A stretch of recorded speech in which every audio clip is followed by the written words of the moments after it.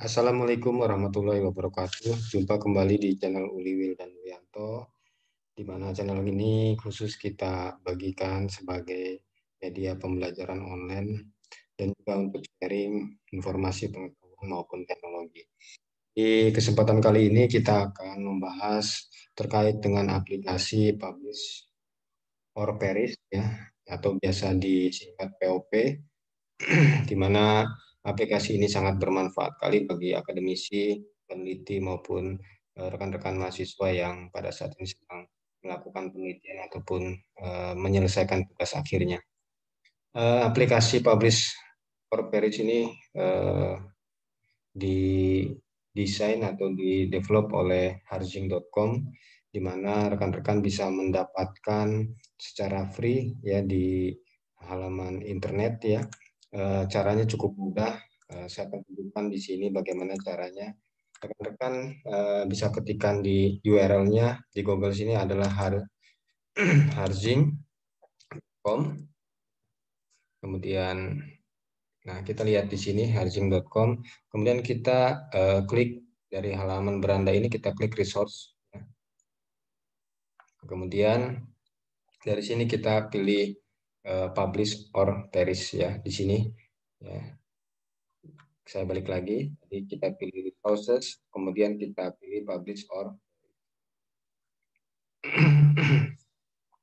Nah, ini rekan-rekan bisa memilih aplikasi publish or perish bergantung kepada laptop atau PC yang rekan-rekan gunakan. Di sini ada aplikasi Windows, kemudian juga di sini untuk Mac dan untuk Linux. Nah, kemudian bagaimana caranya? Rekan-rekan tinggal klik, kemudian download. Nanti setelah selesai, rekan-rekan bisa install ya, langsung install.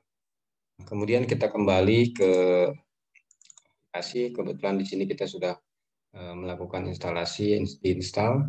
Nah, kita akan bahas terkait dengan aplikasi ini.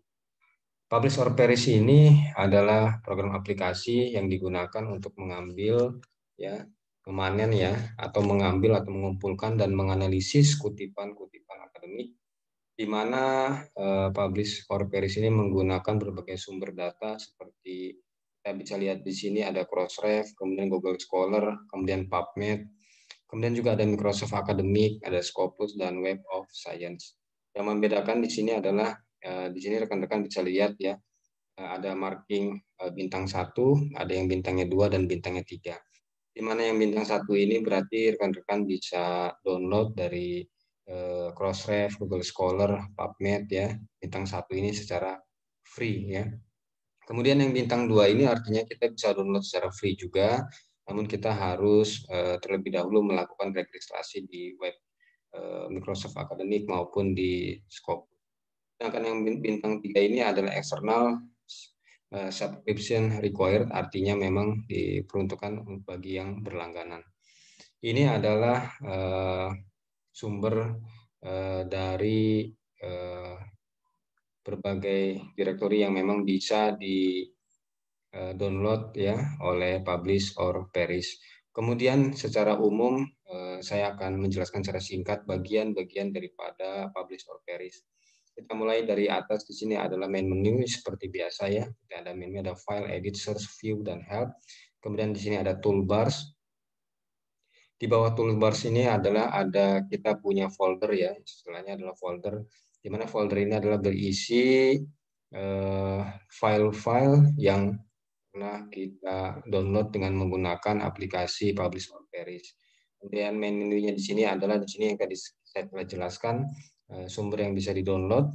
Kemudian sebelah kiri ini adalah matrix ya. Matrix result, ini ada publication years ya, citasi per years dari masing-masing authors, papernya, kemudian citasi years sampai kepada H index, G index dan sebagainya. Di bawahnya di sini kita bisa lihat di sini ada menu untuk save result, menyimpan ya. Bisa menyimpan, kita bisa menyimpan dalam bentuk CSV, BibTeX, CSV, EndNote ya, kemudian isi atau WOS ya, kemudian JSON, kemudian RIS, dan kemudian juga Di sini kita bisa copy result ya, copy result nanti kita bergantung kepada apa bentuk dokumen yang akan kita kopikan. Nah, kemudian rekan-rekan juga bisa memanfaatkan di sini bahwasanya yang membedakan antara kita menggunakan aplikasi Publish or Perish dengan Google Scholar adalah bergantung kepada tujuan kita, di mana Google Scholar pada saat kita gunakan, outputnya bisa kita dapatkan berupa PDF, ya langsung PDF dokumennya. Kemudian kita bisa, bagi yang open access tentunya kita bisa langsung download dan save di PC atau laptop kita. Nah, sedangkan yang membedakan dengan Publish or Perish yang kita download di sini atau yang kita panen atau yang kita kumpulkan di sini adalah berupa metadata. Ya. Kita tahu bersama bahwasanya meta itu berarti deskripsi atau gambaran ya, sedangkan data adalah sekumpulan informasi. Artinya yang kita kumpulkan di sini adalah ringkasan-ringkasan detail tentang suatu data ataupun informasi. Jadi bukan berupa file seperti PDF gitu ya. Nah, namun dari hasil metadata ini kita bisa convert dengan menggunakan aplikasi lainnya, ataupun juga nanti kita bisa klik URL-nya ya, sehingga kita nanti akan terkoneksi dengan web di mana artikel ataupun dokumen tersebut berada. Tentunya bagi yang open access kita bisa langsung download. Nah, langsung saja sekarang saya akan mencontohkan bagaimana cara melakukan pengumpulan data dengan menggunakan Publish or Perish. Nah, untuk Crossref di sini kita buka ya. Nah, di sini Crossref untuk sekali kita melakukan pengumpulan data jumlahnya sebanyak 200. Ya, 200 metadata tentunya. Ya, jika dengan Google Scholar satu halaman kita kurang lebih sekitar 10 ya. Kemudian jika kita ingin mengumpulkan lagi artikel atau dokumen, kita harus pindah ke halaman 2, halaman 3 dan seterusnya. Sedangkan di sini sekali kita melakukan pengumpulan ya untuk Crossref di sini bisa mencapai 200 dokumen ataupun artikel. Nah, apa yang ada di sini? Di sini filter yang bisa kita gunakan adalah berdasarkan author, kita bisa afiliasi ya, berarti berdasarkan institusinya, kemudian publication name-nya, ataupun berdasarkan title word-nya, judulnya, atau berdasarkan keyword-nya.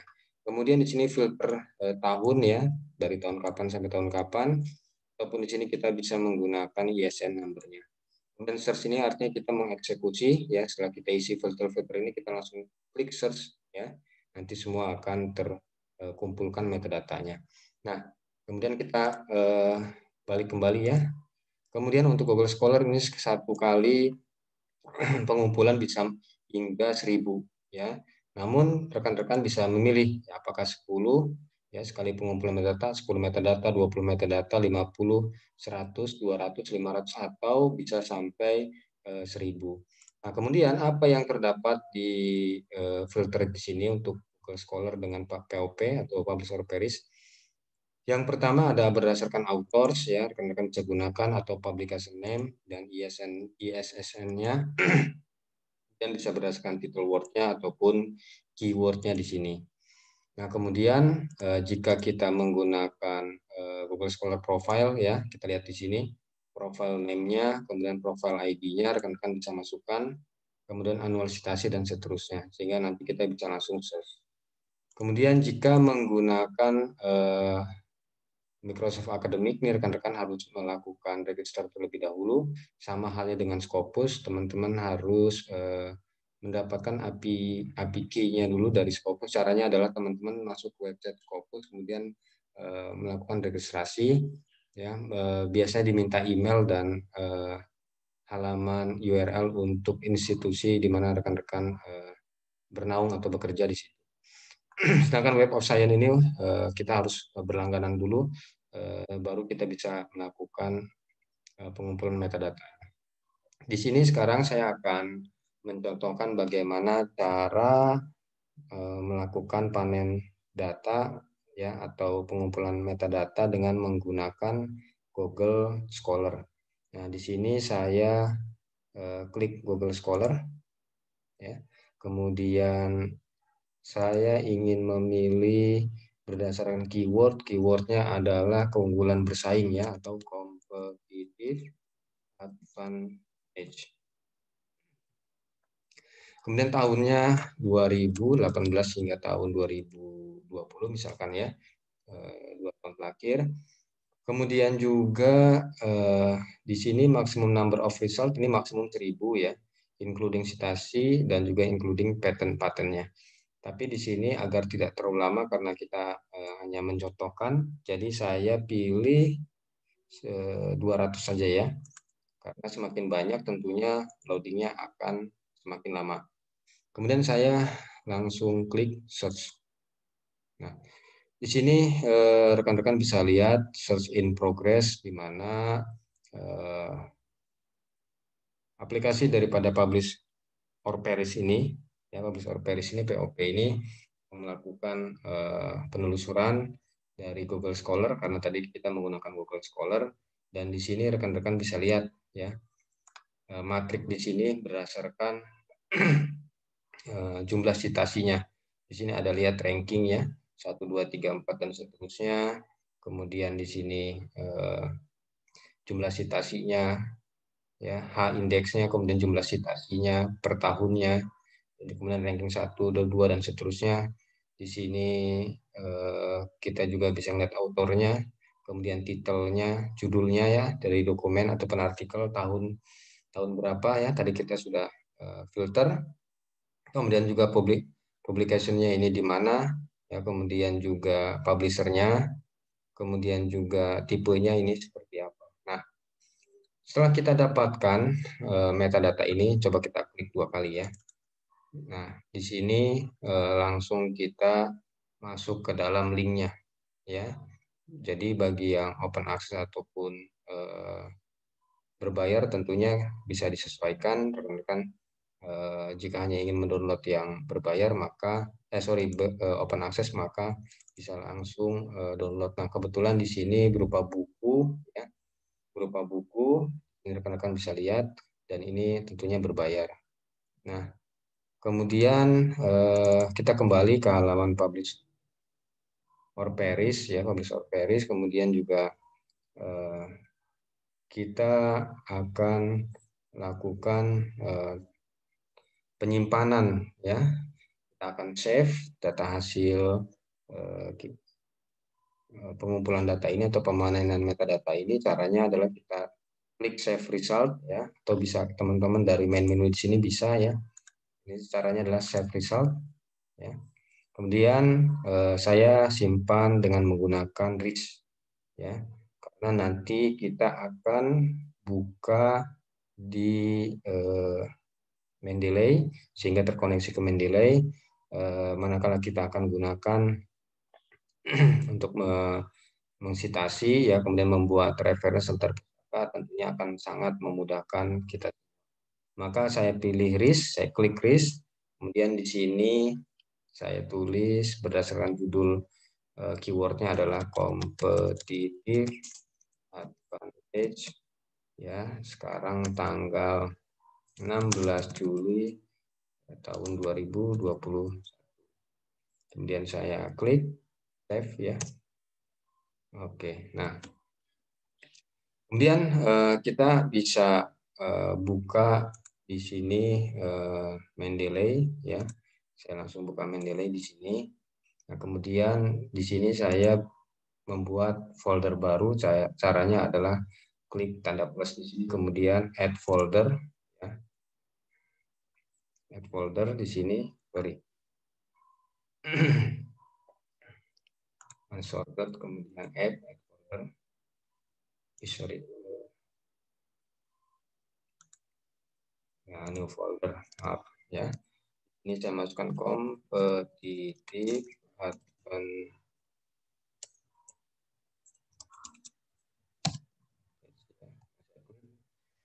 Nah, Setelah kita punya folder, langsung saja kita masukkan dokumen yang tadi telah kita simpan. Caranya adalah add, kemudian add file, kemudian kita tadi kebetulan saya simpan di dokumen ya. Kemudian saya klik all file di sini atau saya pilih RIS ya. RIS, kemudian kita lihat di sini competitive advantage ya. Competitive advantage tanggal 16 Juli tahun 2021. Nah, ini. Nah, sekarang kita sudah lihat di sini kebetulan tadi kita filter jumlahnya hanya 200. Ya, rekan-rekan hanya 200, jadi di sini hanya 200. Nah, rekan-rekan bisa lihat di sini, di Mendeley sini yang tersimpan adalah metadatanya, ya, bukan berupa PDF-nya. Ya, di sini tidak muncul, lihat di sini kolom untuk dokumennya ya, tidak muncul. Maka bagaimana caranya kita melakukan download ya? Kita klik 2 kali di sini, ya. Kemudian setelah kita klik 2 kali, nah kebetulan di sini view research catalog ini bisa langsung, ya. Bagi yang ini bisa langsung, nah, kita lihat ini langsung, ya. Tinggal kita lihat nanti apakah open access atau tidak. Nah, namun ya bagi yang tidak muncul seperti misalkan ini ya, Gurlek dan Gurlek dan Tuna ya. Sini juga kebetulan muncul. Anwar, Anwar ini muncul juga ya. Kemudian juga di sini Zemer muncul. Kemudian ini Mahdi ya. Ini juga muncul, jadi kita bisa langsung klik dokumennya. Kemudian kita klik ya, kita kembali ke halaman ini. Nah, ini di sini ya, Mahdi dan Nasar, Journal of Business ya. Nah, kemudian kita kembali lagi. Sekarang kita lihat di sini dokumen yang memang kita lihat di sini dokumen yang kita ingin download. Misalkan kita pilih Dimension of Competitive Advantage di tahun 2018, di mana autornya adalah Downing ya. Kita klik, kemudian kita di sini.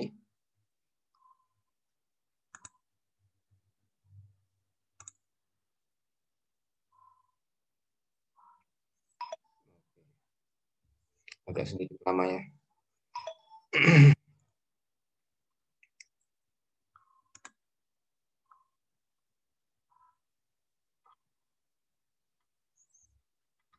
Nah, jadi rekan-rekan bisa langsung koneksi ke dokumennya ya, dengan menggunakan Mendeley. Nah, kemudian kita kembali ke aplikasi Publish or Perish yang tadi sudah kita gunakan ya. Nah, sekarang bagaimana caranya jika saya ingin menggunakan Crossref ya, Crossref di sini ya, di sini keywordnya adalah misalkan masih sama ya, competitive advantage ya. Kemudian tahunnya 2018 hingga tahun 2020. Ya, jadi nanti publisher Paris ini akan melakukan searching ke Crossref ya berdasarkan urutan daripada jumlah citasi yang paling terbanyak.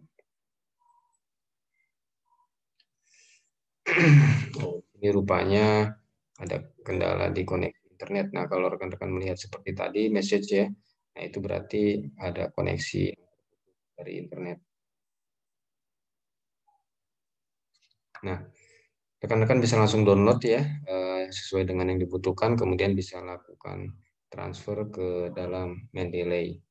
Nah, kemudian bagaimana jika kita, nah ini sudah selesai. Bagaimana jika kita ingin menggunakan metadatanya dari websitenya Scopus. Nah, kebetulan di sini saya telah melakukan registrasi ya. Nah, kurang lebih sekitar 200 yang bisa di-download ya. Beda dengan kita menggunakan tadi Google Scholar bisa sampai 1000 maksimumnya. Jadi kalau rekan-rekan ingin mendownload metadata sebanyak 2000, kita bisa potong-potong tahunnya. Ya, anggap di sini kita ingin mencari dari yang tahun 2018 hingga tahun 2020. Kemudian keywordnya di sini adalah masih sama ya, kompetitif, advantage ya, kemudian bersaing, kemudian kita search. Nah, umumnya jika teman-teman belum mendapatkan API key dari Scopus, pada saat rekan-rekan search maka akan timbul message ya, di mana rekan-rekan bisa klik nanti langsung masuk ke linknya Scopus dan kita bisa langsung registrasi di websitenya tersebut.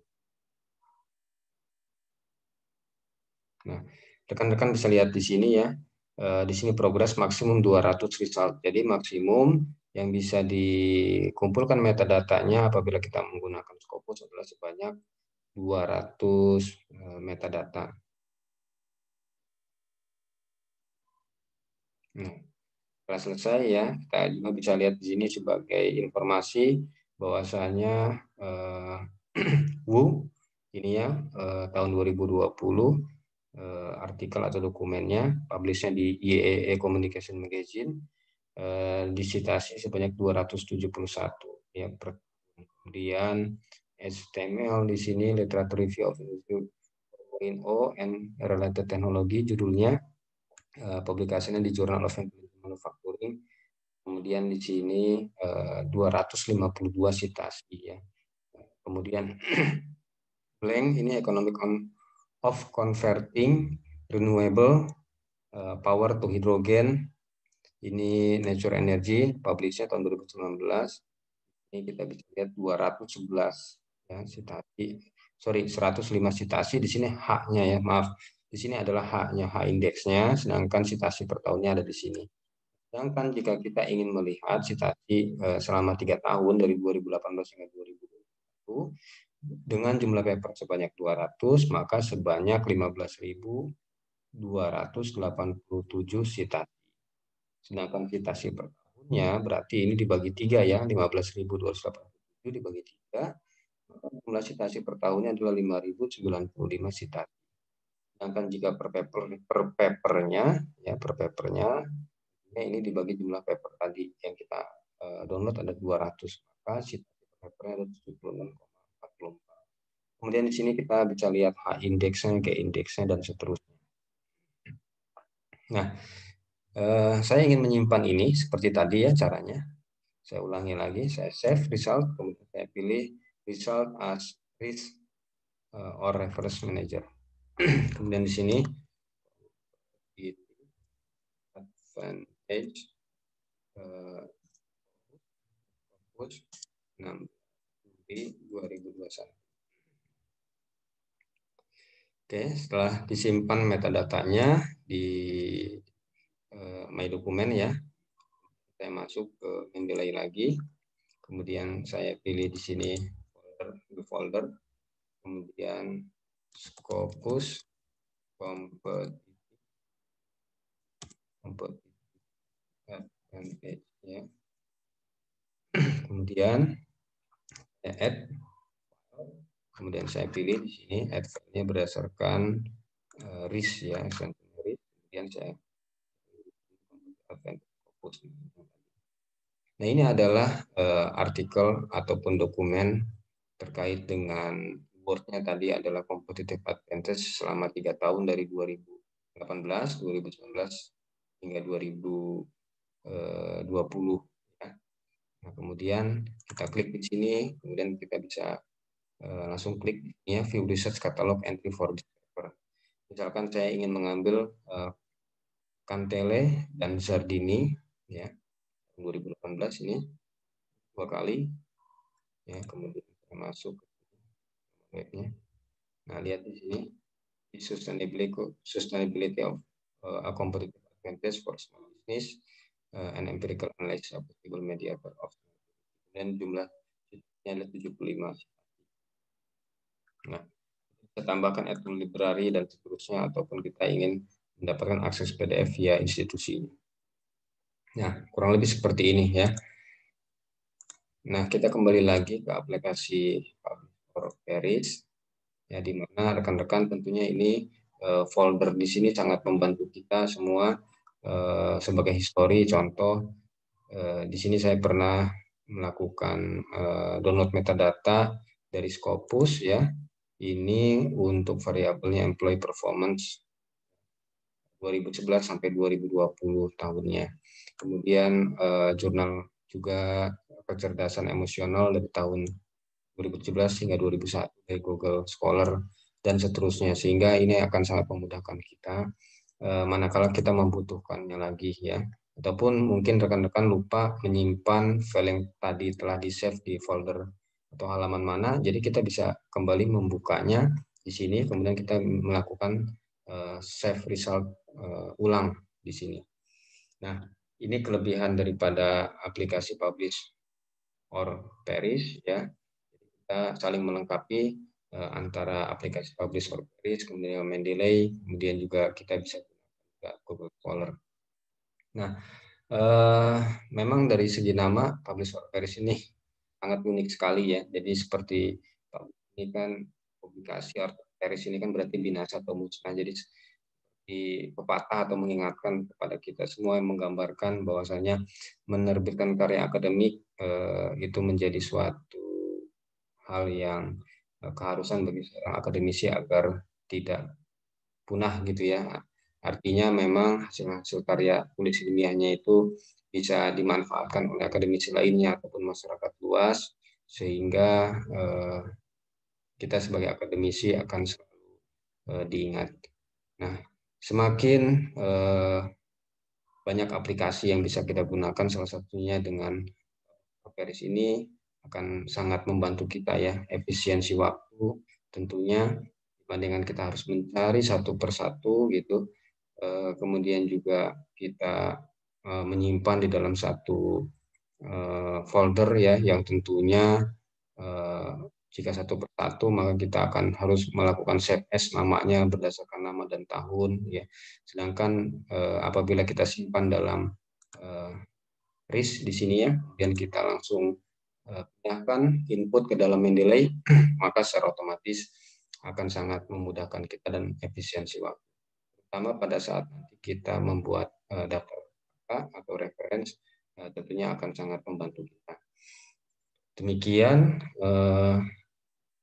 pembahasan atau tutorial bagaimana cara melakukan panen metadata atau mengumpulkan metadata dan melakukan analisis metadata dengan menggunakan Publish or Perish. Semoga video ini bermanfaat. Mohon maaf jika ada kesalahan ataupun kekurangan.